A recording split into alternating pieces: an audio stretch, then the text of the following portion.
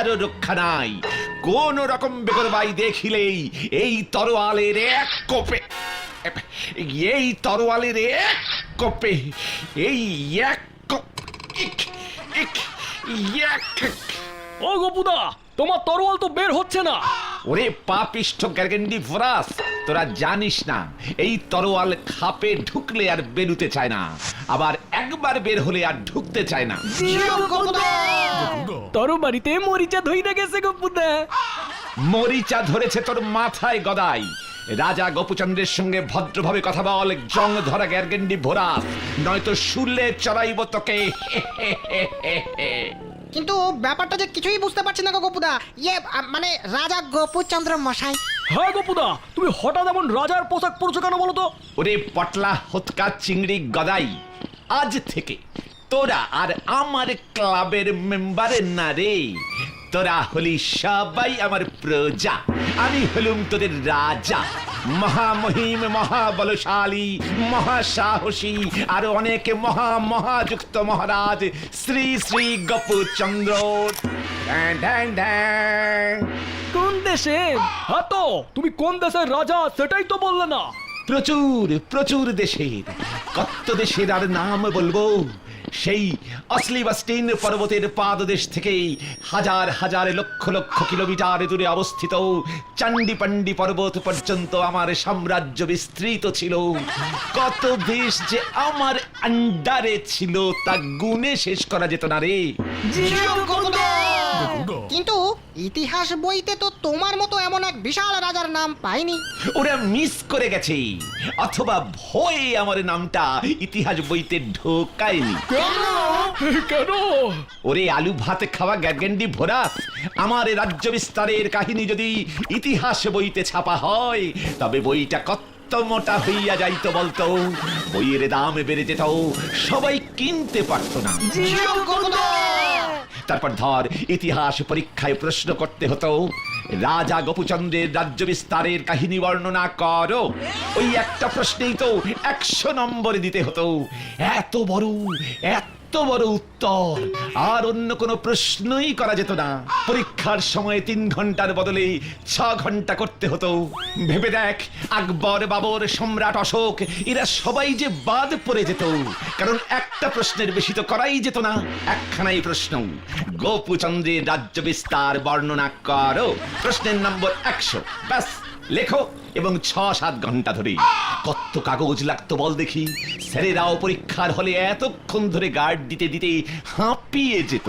তাই এই সব চিন্তা করে আমার কেসটা ইতিহাস থেকে বাদ দিয়েছি রে।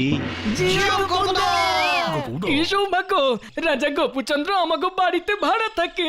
খবরদার গদাই, আমি আমার সাম্রাজ্য বিস্তারে বের হলে এমন ভাবেই বিভিন্ন জায়গায় তাবু ফেলতুম। ধরে নেই তোদের বাড়িটাই এখন আমার শিবির। আমি যখন এই মোগলাই পরাজয় করে আরো উত্তর দিকে ঘোড়া ছুটিয়ে চলে যাব, তখন তোর বাবাকে আমি পুরস্কার হিসেবে স্বর্ণ মুদ্রা দিয়ে যাব। বাবার সামনে গিয়ে কাও, তাহলেই বুঝুন তোমার সাহস আছে। খবরদার, ঢ্যাঁ ঢ্যাঁ ঢ্যাঁ। এই গোপুচন্দ্র রাজার সাহস এবার মেসমশাই হারে হারে বুঝতে পারবেন। ঢ্যান ঢ্যান ঢ্যাঁ।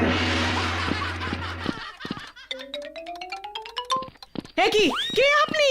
ঘাবড়াইবেন না মহান মাসিমা, আমি স্বয়ং রাজা গোপুচন্দ্র। বলুন, কি প্রয়োজনে আপনি আমার দরবারে হাজির হইয়াছেন?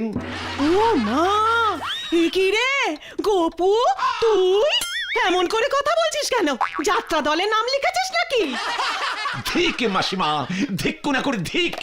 স্বয়ং রাজা এই মহামহিম গোপুচন্দ্র যাত্রা দলে যোগ দিবেন, এমন ধিক্কানো করে ভাবনা আপনার মাথায় এলো কেমন করে? তাহলে এমন পোশাক তুই পেলি কি করে? সে এক সময় ছিল মাসিমা, যখন আমি সুদূর অ্যালিবাস্টিন পর্বতের পাদদেশ থেকে চান্ডিপান্ডি পর্বত পর্যন্ত মধ্যখানের এত বিশাল একটা সাম্রাজ্যী মানে রাজা ছিল। তারপর একদিন রাজার পোস্ট থেকে পদত্যাগ করলুম, কিন্তু রাজার মানে আমার পোশাকগুলো রেখে দিয়েছিলুম। পুরনো বাক্স ঘাটতে গিয়ে পেয়ে গেলুম। গায়ে চড়িয়ে নিতেই আমার মধ্যে আবার সেই আগের রাজা ভাবটা বেরিয়ে পড়েছে মাসিমা। ও মা, বলছি তুই এত বড় রাজা ছিলি? গদাইয়ের মা, গদাইয়ের কি এইটা আবার কিসের ভরম ধরছে? ওগো শুনছো গপু কি বলছে? ও নাকি এক সময় খুব বড় রাজা ছিল। অহন ভিখারি হয়েছে। খবরদার, খবর এটা ঠিক মতো আমি আগে কাউকে বলিনি তো। রাজা গোপচন্দ্রের জয় হোক, তাই না আমি সমস্যাই? আমার বাড়ি ভাড়ার টাকা এই মাসের মধ্যে শোধ না করলে তোর এই রাজাগিরি আমি ছুটামু।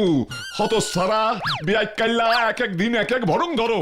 এই ভাড়া দে আমার, নয়তো তোর ওই তরোয়ালের এক কোপে তোর ওই মাথা ধর থেকে আলাদা করে হালামু কইয়া দিলাম। ই বাবা, আগে বলবেন তো মেসমশাই, আপনি তারও বাড়ি চালাতে এত ভালোবাসেন কেন? কারণ অনেক দিন হলো তলোয়ারিটা খাপ থেকে বের হয়নি তো, তাই জং ধরে আটকে গেছে, আর বের হচ্ছে না। মনে হচ্ছে একটু তেল ঢালতে হবে। ওরে সব ফালতু কথা বন্ধ করতে কইয়া দিলাম। ওই আমার বাড়ি ভাড়া দিব, নয়তো আজই আমার বাড়ি ছাড়বো, এই আমি তোমারে কইয়া দিলাম। রাজার সামনে এইভাবে উচ্চ কণ্ঠে কথা বলিতেন নাই মেসমশাই। আমি যখন রাজা ছিলুম তখন কত প্রজার কর মকুব করে দিয়েছিলুম, তার কি কোনো ঠিক ঠিকানা আছে মেসমশাই? সবাই আমাকে দয়ালু রাজা বলিয়া ডাকিত।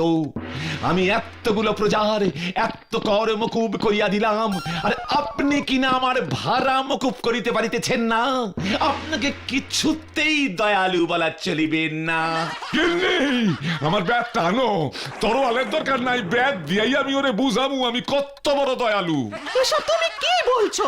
ছি ছি ছি ছি ছি। না মাসিমা, মিছি মিছি ছি ছি বলিবেন না। একে রাজা আর একে রাজার সাথে কথা বলিতেছে, কেউ কাউকে ভয় খাইতেছে না। আমি আপনার এই সাহসিকতায় অত্যন্ত খুশি হইয়াছি মেসমশাই মহারাজ। তাই ভাড়ার টাকার বদলে আমি আপনাকে 100 স্বর্ণ মুদ্রা দিব বলিয়া ঘোষণা করিলাম। ঢ্যাং ঢ্যাং ঢ্যাং। আমার ব্যাট টানো, তরোয়ালের দরকার নাই, ব্যাট দিয়াই আমি ওরে বুঝামু আমি কত বড় দয়ালু। এসব তুমি কি বলছো? ছি ছি ছি ছি ছি। না মাসিমা, মিছি মিছি ছি ছি বলিবেন না। একে রাজা আর একে রাজার সাথে কথা বলিতেছে, কেউ কাউকে ভয় খাইতেছে না। আমি আপনার এই সাহসিকতায় অত্যন্ত খুশি হইয়াছি মেসমশাই মহারাজ। তাই ভাড়ার টাকার বদলে আমি আপনাকে 100 স্বর্ণ মুদ্রা দিব বলিয়া ঘোষণা করিলাম। ঢ্যাং ঢ্যাং ঢ্যাং।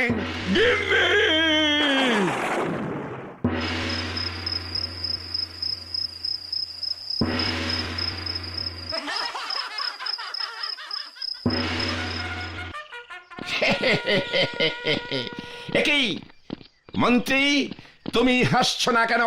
এত বড় সাহস তোমার? এই তো মহারাজ হাসছি। ব্যাস ব্যাস ব্যাস, আর বেশি হেসে কাজ নেই। এবারে সভার কাজ শুরু করো। মহারাজ, সেই কাকটা ধরা পড়েছে। কোন কাকটা মহামন্ত্রী পটলা? যে কাকটা আপনার মাথায় সেদিন পটি ইয়ে করে দিয়েছিল। ইয়ে বুলাও সেই কাককে। কাকো ইয়ে মানে কাকটাকে আনো।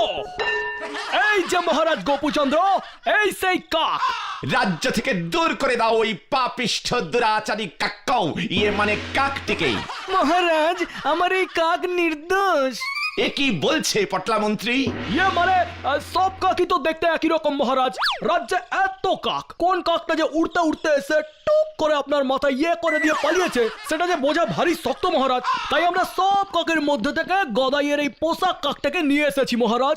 এই কাকটাকে শাস্তি দিলেই সব কাকের কাছে কা কা করে খবরটা রটে যাবে, আর সেই কাকগুলো ভয় খেয়ে যাবে, আর আপনার মাথায় ইয়ে করবে না। বা যদিও বা একান্ত করেও দেয়, দুবার ভেবে করবে, চট করে করে টুক করে পালাবে না। বাহ বাহ বাহ মন্ত্রী পটলা, তোমার বুদ্ধির জবাব নাই। খাঁচা খুলে দাউড়িয়ে ওই কাককে আমার রাজ্য থেকে ভাগিয়ে। ঠিক আছে মহারাজ, কিন্তু একটা সমস্যা আছে। আবার কি সমস্যা পটলা মন্ত্রী? কাকটা যদি উড়তে উড়তে আবার রাজ্যে ফিরে আসে, আমাদের এখানকার কাকগুলোর সাথে দলে ভিড়ে যায়, তখন কি হবে? তখন আবার ওটাকে ধরে আবার আমার রাজ্যের বাইরের আকাশে ছেড়ে দিয়ে আসবে। কিন্তু চিনবো কেমন করে কাকটাকে? ওহে মূর্খ মন্ত্রী, কাকটারের লেজে একটা ময়ূরের পালকে বেঁধে ছেড়ে দাও, তাহলে চিনতে পারবে, বুঝেছ?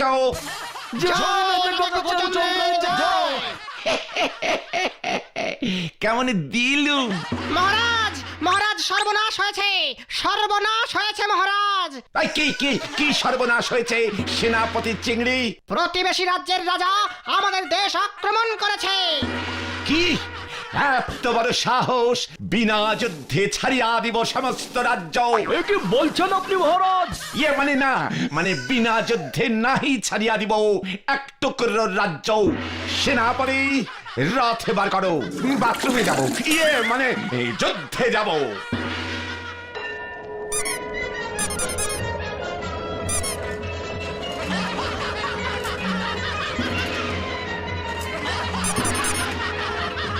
কোথায় আমার শত্রুপক্ষের পাষণ্ড রাজা? আমার তীরের আঘাতে খণ্ড খণ্ড করিয়া দিব তোরে। এই রথটা আস্তে চালাইয়ে হত্যা সারথি ভাই। ওই উসবুক বেল্লি ক্ষত সারা, হয় তুই আমার বাড়ি ভাড়া দিবি, নয় এই গদার এক বাড়িতে তোর এই রাজ্য থেকে দূর করু। এ তো দেখছি মেশো মশাই মহারাজ, আমার চরম শত্রু। এবার আমি কি করি, এবার আমি কি করি? হত্যা সারথি রথ ঘুরা। না না, রথ ঘুরবে না, রথের হ্যান্ডেল ভেঙে গেছে। এই ছিল তোর মনে হত্যা? আসলে সময় তুই তোর রথের হ্যান্ডেল ভেঙে ফেলেছিস। বারবার বলেছিলুম যুদ্ধে আসার আগে সব টাইট দিয়ে নিতে। ওই আমি 3 গুনুম, এর মধ্যে তুই আমার কাছে আইয়া ভাড়া দিবি, নয়তো আমি তোর এই গদার বাড়ি দিব। 1 গেলুম রে ভাই, 2 পালাই, 3 ওরে বাবারে, তবে রে ও বাবারে, ও বাবারে, ও বাবা, ও বাবা, ও বাবা, ওরে বাবা, ওরে বাবা, ওরে বাবা, ওরে ও ও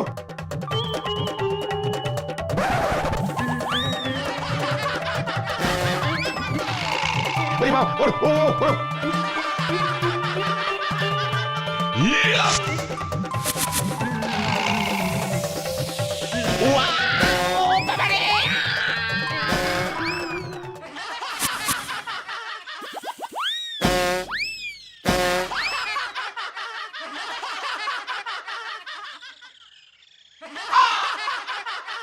এ কি, আমি কোথায়? মহারাজ আপনি? উসবুক, নগেনের কাছ থেকে আমার নাম কইরা নাটকের রাজার পোশাক ভাড়া কইরা আনছো? এত বড় সাহস তোর!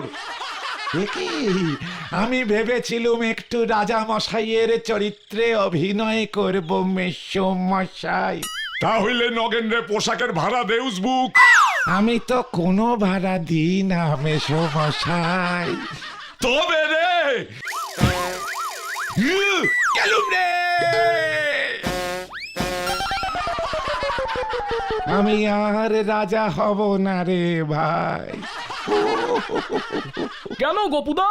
তোদের মতো মন্ত্রী, সেনাপতি, সারথি পেলে আমি যে কোনো যুদ্ধই জিততে পারবো না রে ভাইটু।